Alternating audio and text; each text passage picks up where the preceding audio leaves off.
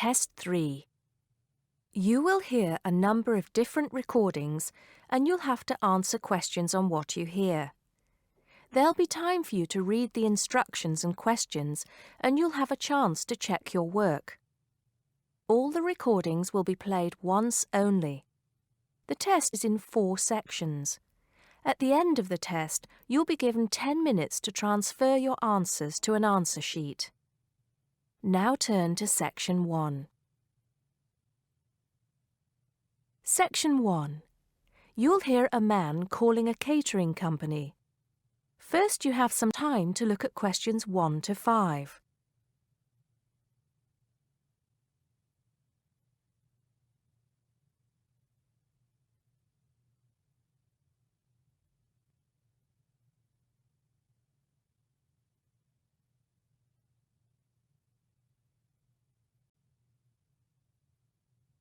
You'll see that there is an example which has been done for you. On this occasion only, the conversation relating to this will be played first. Hello, 5-star caterers. Can I help you? Oh, yes.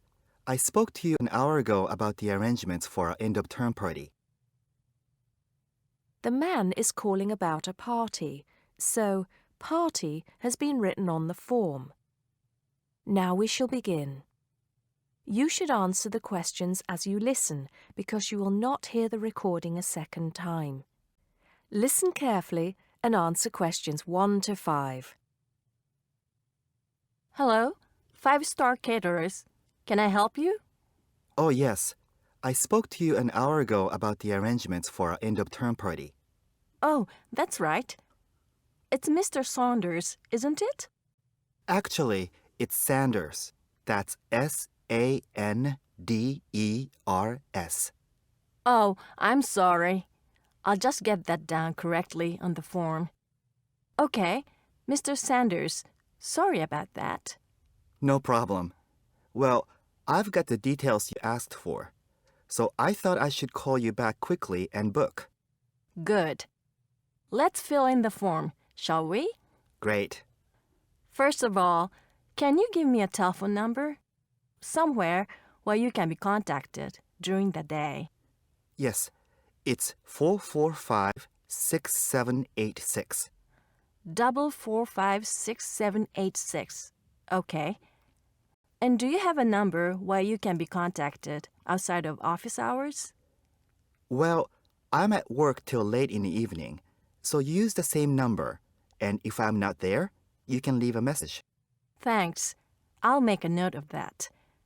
And how many guests shall I put down? Okay, that's changed.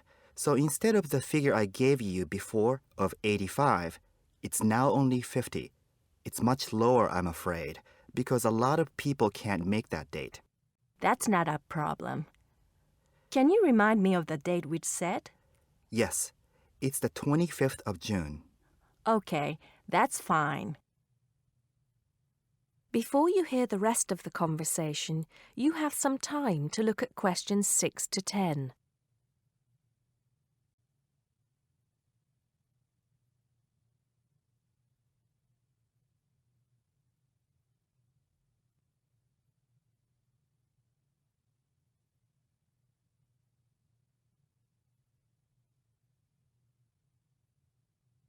Now listen and answer questions 6 to 10. Now, did you have the chance to look at the tables on the website? Yes, I did. And I think the rectangular tables would be good. The long, thin ones.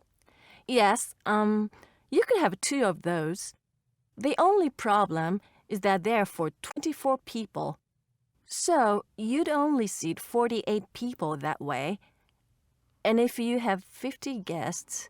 Oh, I see what you mean. 2 people would have nowhere to sit. What about the square ones? You'd have the same problem with numbers. Usually, for 50 people, we find the round tables work well. Not the smaller ones. They only seat 6 people. The ones that seat 10, the large ones. So do you think we should have 5 of those? I think that would work well. Okay, that's what we'll do then. Fine, And have you decided on the menu you would like? Yes, I think so. But I wanted to ask you, we talked about having the 3-course meal with waiter service, but in the end, we thought it would be a bit too formal. So that leaves the buffet or the 7-course banquet. How much is a banquet again? £100 a head. That's too much and too formal. The buffet is fine. Okay, so I think I've got everything. We'd need a deposit of 50% of the total. Right.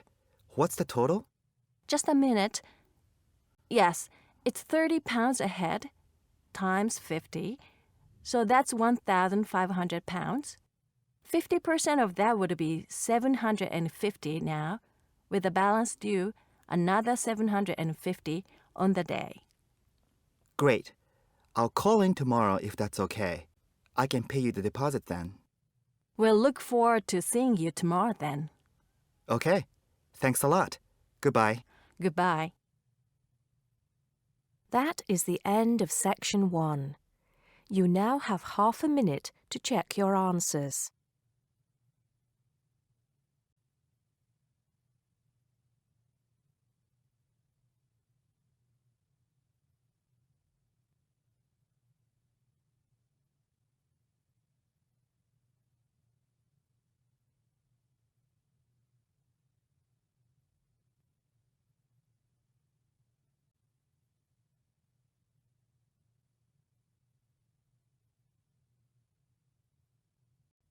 Now turn to section 2. Section 2. You'll hear a guide talking to a group of tourists about Buckingham Palace. First, you have some time to look at questions 11 to 17.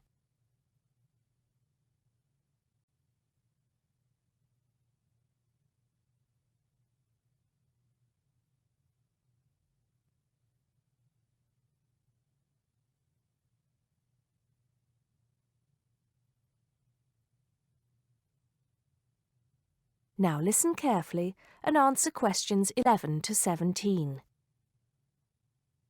Now, of course, Buckingham Palace is instantly recognisable to millions of people around the world. As we pass the palace, I'd like to tell you a few things about the history of this famous building. We think the first house was built here around 1624. In 1674, that house burned down and a new one was built, called Arlington House after its owner, the first Earl of Arlington. Then, in 1703, the first Duke of Buckingham changed the design of the house and the name. It was then known as Buckingham House. The building we see in front of us now has undergone many changes since it was first built. The east front, which is the part we see from the road, was added as part of the work done by Queen Victoria and was completed in 1850. But the palace has remained pretty much unchanged for nearly 100 years. The last major changes to the structure were made by King George V, who, in 1913, had the east front redesigned as a backdrop to the large memorial to Queen Victoria, which had just been placed outside the palace gates. Since then, only minor changes have been made. I should point out, though, that the palace was bombed 7 times during the Second World War, most seriously in 1940, when the palace's chapel was destroyed. Today, of course, it is the home of the royal family, but that wasn't always the case, although they did own most of the land it was built on. It was George IV who turned it into a palace, doubling its size when he became king in 1820. He had inherited it from his father, King George III, who, in 1761, had become the first royal owner of the building, though it was still not used as the home of the royal family, just as a private home for Queen Charlotte. It was known as the Queen's House at that time. King William IV finished the work after his brother, George IV, died. But King William never moved into the palace. In fact, in 1834, he offered it as a new home for Parliament after the Houses of Parliament were destroyed by fire. The offer was not accepted, though, And in 1837, when Victoria became Queen, the house became the main royal residence in London. However, Victoria and her husband, Prince Albert, found the house too small, so they carried out building work to further enlarge it. This included building the east front, which I've already mentioned as the part we are looking at now. Victoria was also responsible for moving the Marble Arch, built as a part of the palace itself in the 1820s, to where it stands today, separate from the palace on the corner of Hyde Park. For 20 years or so, the palace was often the setting for huge banquets, dances, and musical performances. This period lasted until Prince Albert died in 1861, after which Victoria spent very little time there, and the palace was hardly ever used. Before you hear the rest of the talk, you have some time to look at questions 18 to 20.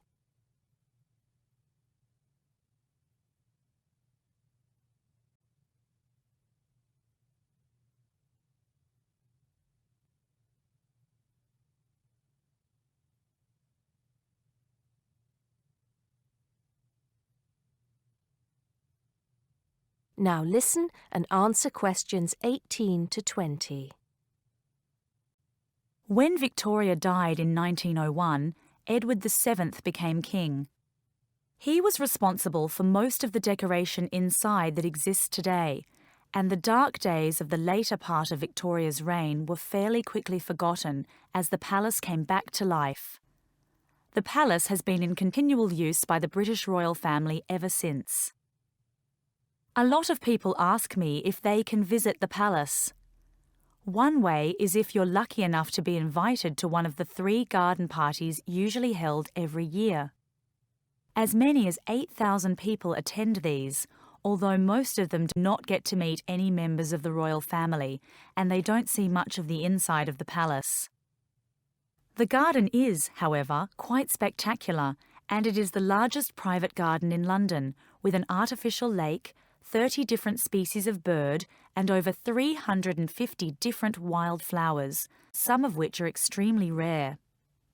Inside the palace, there are 240 bedrooms, 92 offices, and 78 bathrooms. There are also 19 staterooms, which are used for official engagements and ceremonies. Members of the public are only allowed to visit the staterooms, and then only in August or September when the monarch is not there. It's worth it, though, because there's a lot to see in the staterooms, including examples of some of the world's best art with works by Rembrandt, Rubens, and Canaletto. The tour, which lasts up to 2.5 hours, ends in the garden, where you can see more of the outside of the palace not visible from the road. That is the end of section 2. You now have half a minute to check your answers.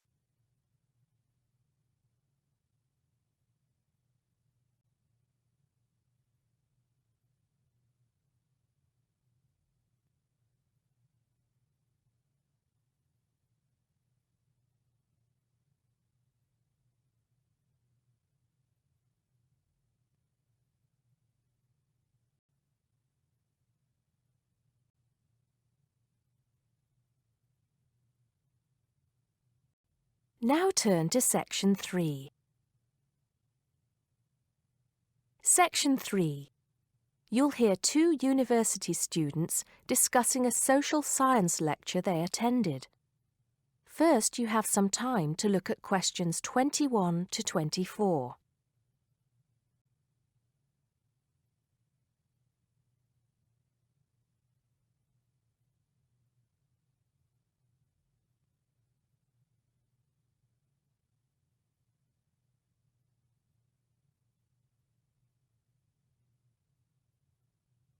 Now listen carefully and answer questions 21 to 24. Did you go to the first social science lecture yesterday? Yeah. Didn't you see me there? No.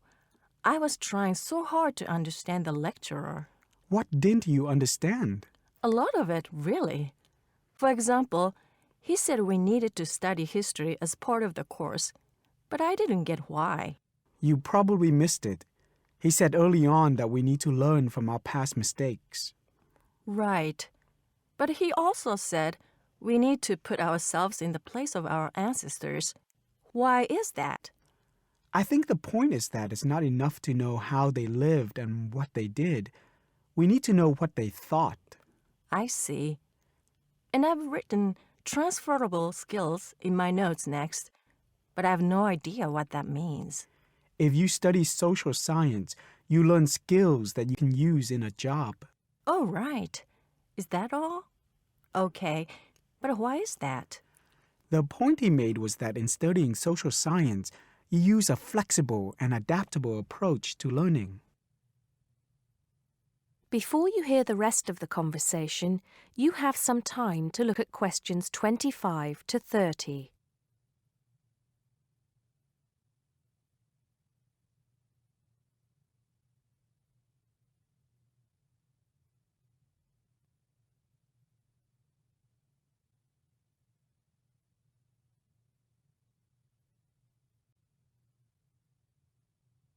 Now listen and answer questions 25 to 30.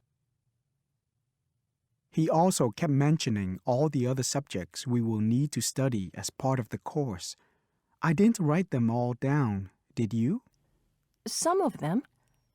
I think I can make sense of my notes.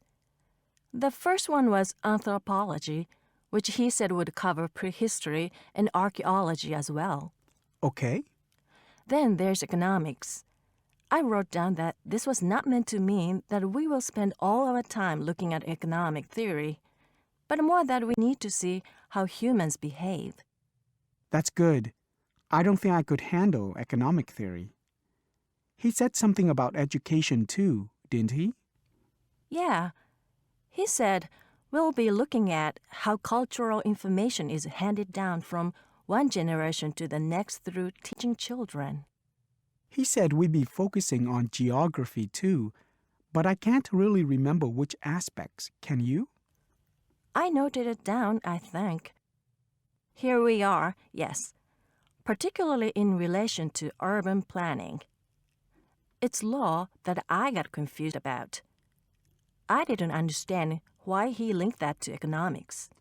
I think he meant that laws affect the way wealth is distributed. That makes sense. Now, what are the science wars? Okay, I did get that. The science wars are about how social science collects information. In sociology and social work, and in social science generally, they can only study patterns of behavior and observe. If you compare that to the way scientists work in physics or chemistry, it's very different because they use specific experiments that can be tested and which give concrete answers. Social studies is often accused of being unscientific. That's all. Okay. But it still looks like a good course, doesn't it? You don't have any regrets, do you? None at all. I'm looking forward to it. That is the end of section 3. You now have half a minute to check your answers.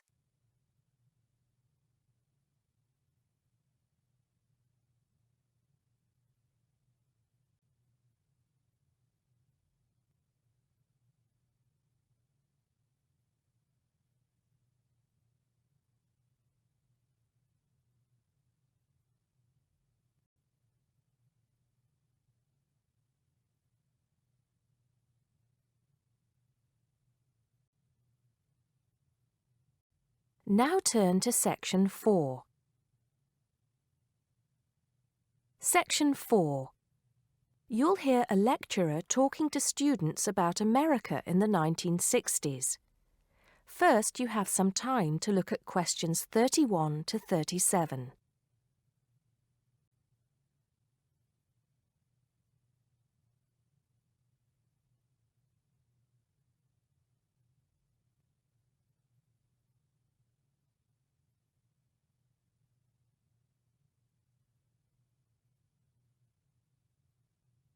Now listen carefully and answer questions 31 to 37. We begin our examination of America in the 1960s with the usual caution. There is no sense in trying to understand any decade without looking at what came before. Those of you who still have outstanding coursework on the 1950s would do well to complete it now, if for no other reason than it will help make sense of the next series of lectures.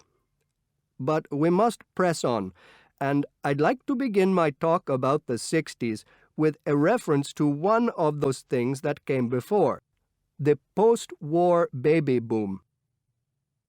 With the end of the Second World War in 1945, there began in the USA an era of perceived prosperity and security. In short, people started to feel that the world was a much better and safer place to bring up children. So, at the start of the 60s, all those children born in the baby boom, 70 million in the US alone, were teenagers.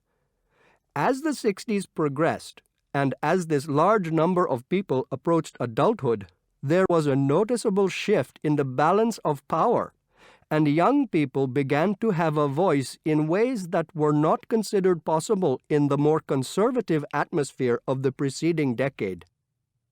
Things were moving forward at a rapid pace. The literature of the time brought out all the taboos. Everything was covered, such as race in, for example, the book To Kill a Mockingbird. The role of women changed, and equality for women, well, let's just say that once certain books were published, women were no longer going to be satisfied with their roles as devoted wives and mothers. Through literature alone, the whole fabric of society was challenged, and by the end of the 60s, things would never again be as they had pretty much been for the preceding 40 years. It was a decade of protest, civil rights protests, feminism, the rights of minorities, the Vietnam War. All these causes led to peaceful and not so peaceful protests on college campuses and elsewhere.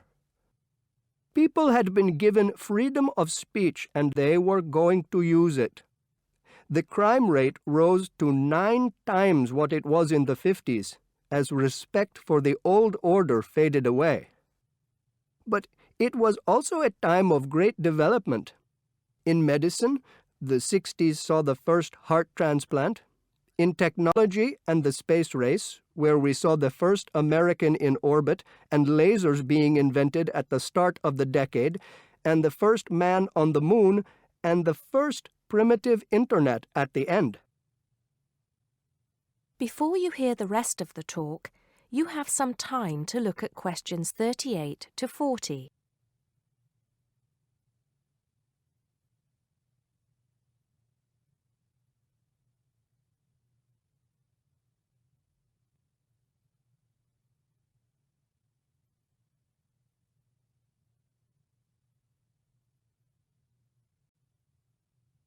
Now listen and answer questions 38 to 40. None of this, good or bad, might have happened if things in 1962 had gone slightly differently. On October 16th, President John F. Kennedy met with his closest advisors at the White House. They had obtained photographic evidence showing that Cuba was building or installing nuclear weapons. It was widely believed that Cuba was preparing to fire these weapons at cities in the USA. Kennedy was faced with 3 choices: to try to resolve the crisis diplomatically by negotiating with Cuba and the Soviet Union, to take action to block the delivery of more weapons into Cuba, or to attack Cuba, destroying their weapons. Believing that the first option would end in failure and that the third option would lead to war, it was the second option that Kennedy chose. In doing so, he succeeded in preventing the buildup of more missiles. The Soviet Union then withdrew the weapons from Cuba. Most historians agree that if Kennedy had acted differently, the episode would have led to a full-scale nuclear war between the United States and the Soviet Union. Millions would have died, and the world would have been changed beyond recognition. That is the end of section 4. You now have half a minute to check your answers.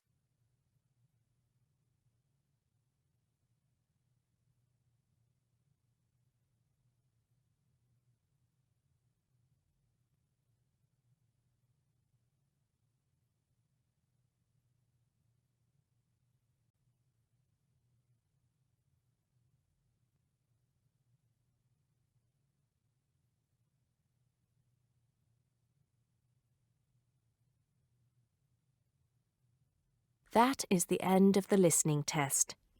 You now have 10 minutes to transfer your answers to the listening answer sheet.